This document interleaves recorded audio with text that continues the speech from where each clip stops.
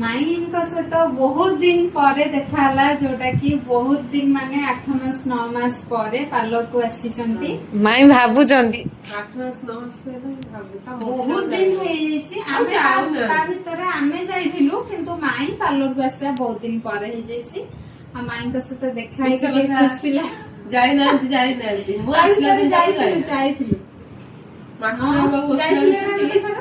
ହଉ ଯିବା ଆଉ, ହଉ ଯିବା। ଟାଇମ ହେଇନି ତ ଛୁଆ ଗୁଡା ଟିକେ ବ୍ୟସ୍ତ ହେଇଗଲାଣି।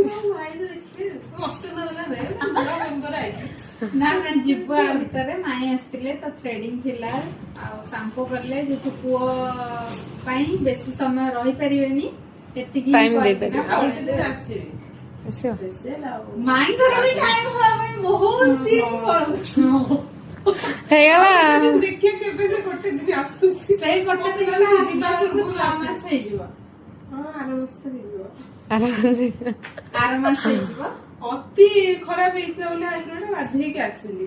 ମାନେ ଅତି ଖରାପ, ସେ ପୁଣି 8 ମାସ 9 ମାସ ପରେ। ସେଥିପାଇଁ ଆସିଲି, ନହେଲେ ତ ଏମିତି ଚାଲିଛି। ମାଇଙ୍କ ସହିତ ଟିକେ ଦେଖା ହେଇଗଲା, ଭଲ ଲାଗିଲା ଆଉ।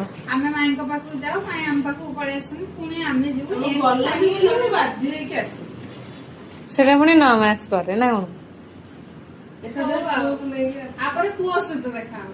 ହଉ ଠିକ। ସିଏ କଣ କରିବ, ତାର ତ ଚୁଟି ବି ନାହିଁ, ନହେଲେ ତା ଚୁଟି ଟିକେ ନହେଲେ ସଫା କରିଦିଅ।